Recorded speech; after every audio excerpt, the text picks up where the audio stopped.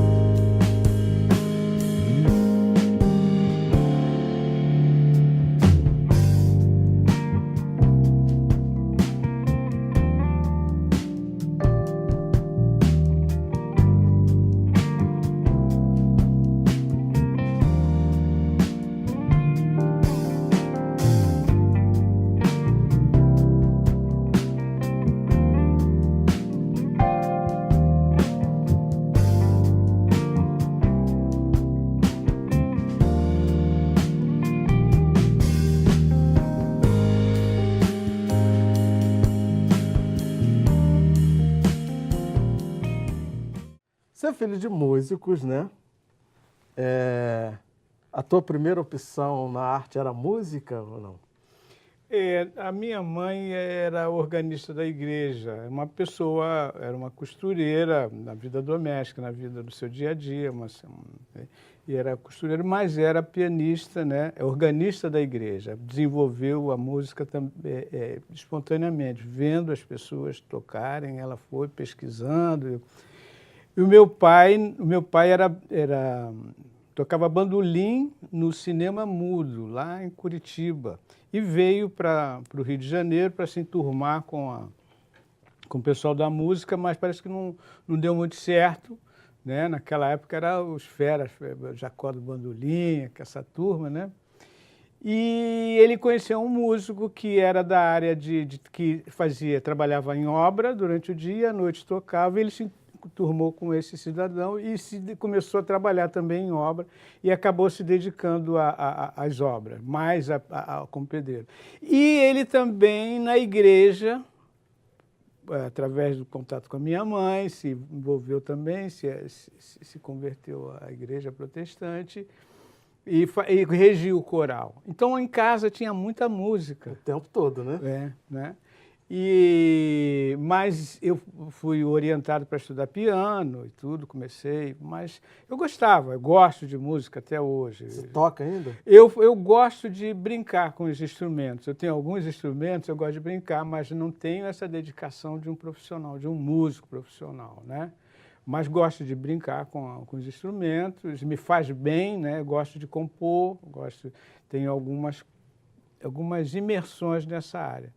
Mas foi a pintura, quando eu vi um pintor pintando pela primeira vez, né? Isso com quantos anos? Eu estava com 16 anos, quando eu vi o primeiro pintor. E o primeiro pintor foi o Heitor dos Prazeres? Foi o Heitor dos Prazeres. Eu conhecia já um pintor, que era nosso vizinho, o Moraes, que era um português, mas ele subia a rua, lá Avenida Paris, onde nós morávamos, com a tela voltada para dentro do cavalete francês, e a garotada tentava querer ver o que ele trazia ali, mas ele espantava a gente, ele estava sempre meio mal-humorado, né? E mais um determinado dia, um colega meu de colégio me convida para ir a uma festa do pai dele, para eu participar como na percussão, no agogô, né? Nessa festa. E nós tínhamos que passar por um determinado local para encontrar o pai dele. E quando chegamos lá nesse local, era o ateliê do Heitor dos Prazeres, lá na Rua General Pedra. E eu fiquei assustadíssimo quando vi aquele negro elegante, aquela gravata borboleta, a camisa toda decorada, uma piteira de ouro, todo aquele cabelinho todo trabalhado, né? E aquilo me assustou porque na igreja, aquelas ilustrações da igreja que eu ficava admirando, aquelas profundidades, eu achava que aquilo não era coisa que negro fazia, eu achava que aquilo era coisa de branco, porque os dirigentes da igreja eram brancos, né? Você não tinha nenhuma referência, né? Não tinha nenhuma referência. Quando eu vejo aquele negro pintando... Uma referência extremamente positiva, né? Pois é, aquela pintura alegre, aqueles móveis que depois eu fiquei sabendo que ele mesmo construía, aquele ambiente, aquilo me tocou como é que é importante a profundamente. questão da representatividade, Pois né? é, muito importante. E nessa época eu já trabalhava. Eu estudava pela manhã, fazendo o comercial básico, já estava agora passando para o técnico, né? E à tarde eu ia para a oficina. Trabalhava o quê? Marcenaria? Não, trabalhava com metalurgia. Ah, metalurgia. Metalurgia. Trabalhava numa oficina de metalurgia, aprendendo a descascar ferro.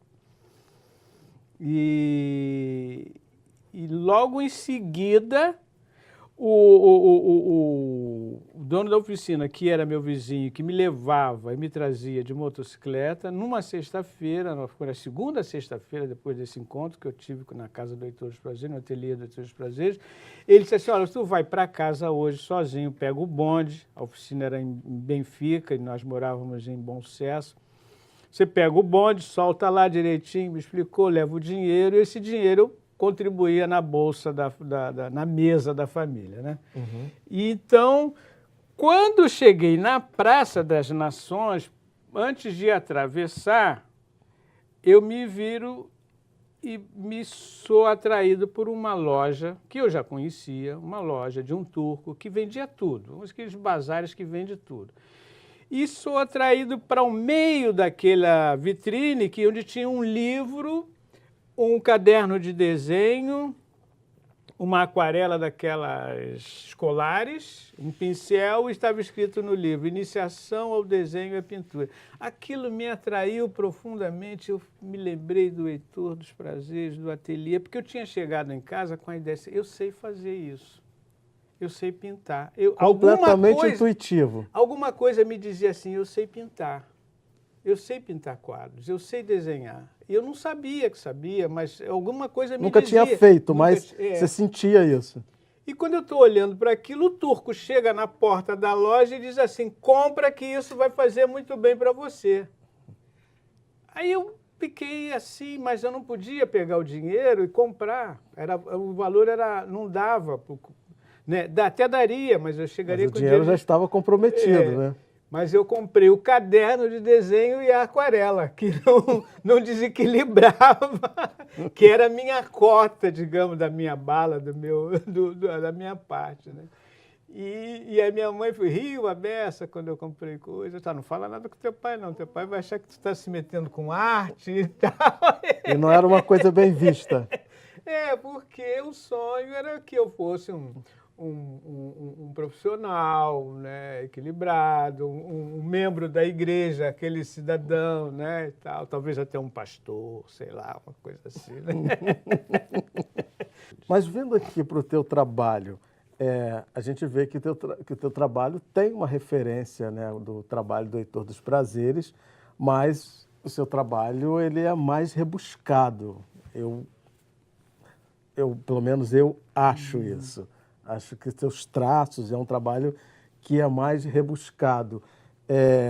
Primeiro, eu queria saber, quando te define como arte naif, isso te incomoda? Me incomodar não incomoda, mas eu não concordo. Eu não concordo com a ideia de arte naif, porque a arte naif na sua essência de definição, é a arte feita, é arte de fim de semana, né? E arte é feminino, naif é masculino, deveria ser arte naive, né?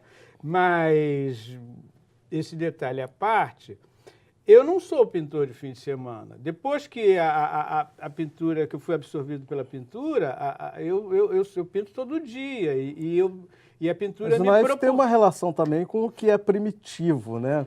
Pois é, a ideia de arte naif no Brasil, ou talvez no mundo, tentou substituir a ideia de arte primitiva. Você vê que os artistas primitivos brasileiros, como era considerado o Heitor dos Prazeres, eles tinham mais respeitabilidade. Você sabe que em 1951, quando teve a primeira Bienal de São Paulo, os artistas primitivos participavam. O Heitor dos Prazeres tirou o segundo prêmio da primeira Bienal de São Paulo. Depois dessa ideia de arte naif, esses artistas populares não foram mais admitidos nesses salões. E esse conceito de arte primitiva também, isso é meio esquisito, né? Olha, se a gente olhar assim, vai sentir isso, mas eu não olho somente como... Parece meio preconceituoso mas esse eu conceito. Poderia dizer que seria arte, o início. Primitivo, o início, de onde brota, né? O primário, né? Porque, de fato... Mas será que essa arte é uma arte menor do que feita por alguém que vem da academia? Não, não é uma arte menor. Não é uma arte. Porque arte, não existe arte maior ou arte menor. Exatamente, arte é arte. Arte é arte, né? Esses artistas ditos primitivos, ou ditos, eu digo, o certo seria arte íncita, né? Aquilo que brota espontaneamente, uma arte que é orgânica, exato, né? E que faz um caminho direto para a manifestação das artes. Porque quando a gente vê a formação dos artistas acadêmicos, primeiro, eles têm toda uma formação disciplinada, acadêmica, de copiar, de fazer tudo certinho. Depois que estão formados, eles vão aprender a desconstruir tudo aquilo que eles construíram para revelar o seu verdadeiro eu. O artista íncito não tem esse problema. Então, ele entra direto na sua linguagem. A gente vai continuar falando sobre isso, que é extremamente importante, né? Que é bem bacana o que você está falando aí, mas no próximo bloco. Pois né? não. Eu vou para o intervalo, mas é rapidinho. Fique com a gente.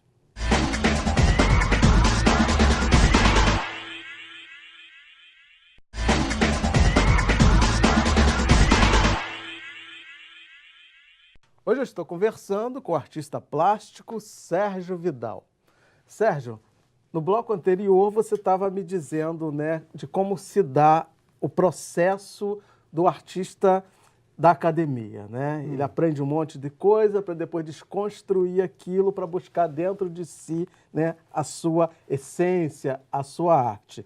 No teu caso foi diferente. No meu caso foi diferente. Primeiro, eu não me imaginava pintor, eu não imaginava que eu seria um pintor profissional, que eu seria um artista das artes, que minha arte seria a pintura. Quando eu vi que sabia fazer, quando eu imaginei que sabia pintar, e eu comecei a pintar, eu achava aquilo uma gostosura, aquilo para mim era a coisa mais feliz do mundo, ficar pintando, mas sem a preocupação, mas eu não tinha a mínima preocupação de questão de mercado. Muito embora ali agora, nesse instante, eu já com uma amizade com o Heitor dos Prazeres, já vendo o grande sucesso financeiro do Heitor dos Prazeres naquela ocasião, já vendo a respeitabilidade do Heitor dos Prazeres no mercado, frequentando a casa dele, acompanhando ele. Ele me abriu as portas porque o filho dele é um grande amigo de infância, e eu não sabia dessa ideia de Heitor dos Prazeres, era o Heitorzinho, que eu não sabia quem era Heitor dos Prazeres, e nós éramos grandes amigos mesmo, carne e unha, somos até hoje, somos compadres, somos parceiros de música, nos criamos juntos, né? Mas eu não tinha ideia, mas não tinha essa pretensão. Minha pretensão comercial era uma oficina, no máximo uma oficina mecânica, né? Era só aquilo. Para você era diversão, era teu prazer. Aquilo era um... De repente, eu chego no ateliê de um amigo e levando uns quadros que ele pediu para ele ver, e está lá um comerciante que me adquire as obras todas que eu levei. Que assim eu tomei um susto. E aí a coisa começou a mudar, aí né? Você falou, epa! Né? Aí eu comecei a abrir, eu digo, poxa, quando eu tiver os quadrinhos, vou levar lá para o italiano que ele, que ele vai me... E aquilo passou a ser uma festa, não tinha uma pretensão, né? Mas aí a vontade de pintar, o desejo de pintar, começou a me provocar a buscar melhorar a minha técnica. Aí você foi para a escola ou não? Não, não fui para a escola. Eu comecei a observar pintores, tive oportunidade, eu tive muita sorte, tive algumas sortes, sabe? Eu conheci pintores maravilhosos, logo de início. Mas o teu trabalho não é primário. A gente vê que o teu trabalho tem um certo... É um trabalho mais rebuscado. De onde veio essa informação? Como é que foi o processo para você chegar no resultado que você chegou? Talvez o meu desejo de querer falar ou comentar a vida de uma maneira realista. Então, quando eu estou diante da tela e que me surgem as ideias do que eu vou, da história que eu vou contar com formas e cores, eu começo a elaborar a composição, tudo vai saindo das minhas ideias, eu não copio nada, e eu comecei, a um determinado momento, a me preocupar com o volume, com a proporção, com as cores. E quando eu tive diante dessa necessidade, eu comecei a procurar livros. Eu ganhei livros. Não só procurar, mas eu ganhei, não sei porquê. Ou seja, você estudou, você não tem uma educação formal das artes plásticas, exato. Mas você aprimorou a sua arte, buscou conhecimento. Eu busquei um aperfeiçoamento, eu tinha essa necessidade, entendeu? E as coisas aconteciam. O Wiedemann Franz foi aluno de Kokoschka, nós fizemos amizade, bebíamos juntos, conversávamos. E aí, quando ele olhava meus quadros, ele dizia assim, por que você não experimenta isso? Por que você não experimenta? Experimenta fazer assim. Isso assim, se você fizesse, olha, presta atenção aqui nesse detalhe. Ele não me impunha, mas me despertava, né? O Di Cavalcanti, o primeiro prêmio que eu ganhei foi o que o Di Cavalcanti adquiriu um quadro de minha autoria. E foi muito interessante, que eu fiquei muito... Foi num bar lá em São Paulo, era o Pepsi Bar, e eu fiquei muito emocionado e fui pedir a ele autorização para frequentar o ateliê dele, estava uma turma, ele disse assim, ué, você quer frequentar, você quer aprender a pintar? Então você está achando que eu sou burro? Eu estou comprando um quadro de um pintor e o pintor está querendo. Você achando que você tinha alguma coisa para aprender com ele. Aí ele, no final, depois daquela brincadeira, ele fez uma série de brincadeiras comigo, assim, e no final ele chegou para mim e disse, olha, quando você faz a composição do teu quadro, você faz desenho com lápis, não é? Ou com carvão, isso é assim. Experimenta desenhar com um pincel largo, onde você já vem trazendo as sombras, onde você já vai fazendo uma composição. Experimenta isso. Como é que é bom essa troca, né? Pois é. Sabe que eu não experimentei isso, eu sou meio cabeça dura nessa área, eu só vim experimentar isso, sei lá, uns 5 anos depois. Isso não saiu da cabeça, mas... E deu certo. Deu certo. Foi um detalhe a mais, né? E eu voltava sempre naquela coisa lá das ilustrações religiosas, das ilustrações bíblicas. Aquilo me encantava, a maneira, a profundidade, né? E eu sempre persegui essa questão da profundidade no quadro, criar espaços dentro de um quadrado. Dentro A de profundidade na fotografia Não faz é? toda a diferença, né, do que Exato. aquela coisa chapada. Vamos ver aqui mais um pouquinho da tua obra.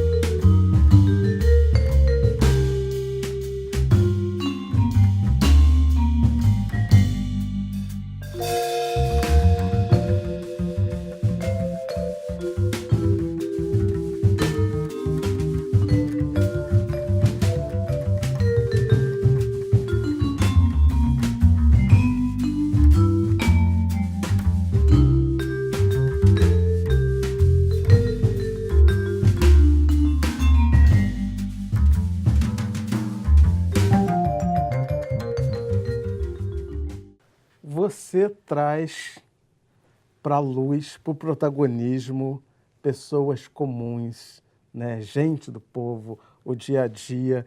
E assim, e é uma coisa que eu observei na tua obra, que homens e mulheres, eles estão ali, ó, né, no mesmo nível. Essa mensagem que você quer dizer para as pessoas através da tua pintura é o quê? São coisas que te incomodam, que te deixam inquieto e que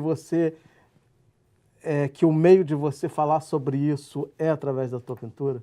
Se for isso, é meio inconsciente, porque acontece o seguinte, quando eu comecei a pintar, quando comecei a desenvolver, a pintura tomar conta de mim, eu pensei assim, eu quero falar o que eu quero falar na minha pintura, né? Eu sempre tive essa ideia, o que eu vou falar na minha pintura? Pintar paisagem, pintar isso, aquilo. Aí eu comecei, eu digo, poxa, eu vou começar a homenagear os meus pares do trabalho. Pessoal da oficina, da família, a minha casa, as casas que eu frequento, as festas. Eu comecei, digo, eu vou começar a homenagear isso. Não tinha... Porque o pessoal dizia assim, se você pintar flores, vende, se pintar paisagem, é mais agradável, é decorativo. Como eu não tinha essa preocupação da venda, eu comecei a entrar por isso, entendeu? Homenagear o trabalhador. E homenagear a possibilidade de convivência do negro, do branco, da mulher, da criança, tudo junto. Eu comecei... Inconsciente ou não, você entende a força que isso tem? O poder que isso tem? O que você está dizendo para as pessoas? Eu acho que isso é muito legal, porque todo mundo merece ser homenageado, né? E o mundo merece viver em harmonia. Precisa e você viver traz protagonismos, pessoas, né, que no dia a dia, dentro dessa nossa construção social, estão sempre na periferia. Você traz essa pessoa para o centro, você dá luz a esse cotidiano, a essas pessoas. Exato. Isso é muito bonito. Eu gosto muito disso. Todos os artistas que têm essa visão, que falam, assim, na antiguidade tinham pintores que falavam, que contavam essas histórias. Isso me emociona muito, né?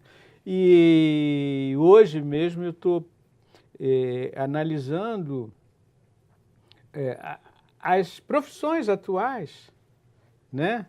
As circunstâncias. Por exemplo, nós estamos numa situação aqui que nós estamos amparados por uma série de profissionais que sem eles nós não poderíamos estar batendo esse papo. Com certeza. Essa informação, ela tem uma característica, uma plástica muito grande, uma estética muito grande, uma ética, né? Quando você falou de Heitor dos Prazeres, a obra de Heitor dos Prazeres, ela tinha lógica, ética e estética. Ele simplificava lógica, ética e estética. É uma coisa, para você ter uma ideia, a importância da obra de Heitor dos Prazeres, quando o Augusto Rodrigues convidou ele para ele colocar quadros na exposição da RAF, lá na Inglaterra, quando a abertura foi feita pela rainha, quando a rainha entrou na exposição, tinha pintores do mundo inteiro, os mais importantes pintores do mundo, Picasso, essa turma toda. Ela deu uma volta na exposição, na segunda volta o quadro que ela comprou foi do Heitor dos Prazeres. Isso é de uma importância muito grande, porque ela estava amparada e sendo orientada por pessoas que têm essa sensibilidade para a arte, entendeu? E o pintor e o artista negro brasileiro, ele tem essa, de uma forma geral, ele tem essa perspicácia. Ele traz consigo, hoje, meditando sobre o assunto, ele traz consigo, através no inconsciente, através de suas histórias, essas informações que são reveladas através da música, da poesia, da escrita, né? Que agora as pessoas estão prestando atenção nisso, né? E é importante a gente trabalhar isso. Eu achei muito interessante a sua pergunta e essa provocação, né? Porque me faz remontar esse detalhe que nós precisamos valorizar. Sérgio, vou dar tua mão aqui. Muito obrigado por estar aqui, pelo valor que você tem, pelo que você representa e, consciente ou não, através do teu trabalho você está fazendo revolução, pode ter certeza disso. Obrigado. Eu conversei com o artista plástico Sérgio Vidal e para rever essa entrevista ou qualquer outra edição do programa, basta acessar www.alerj.rj.gov.br ou cultne.com.br. Obrigado pela companhia e até o próximo encontro. Eu te espero.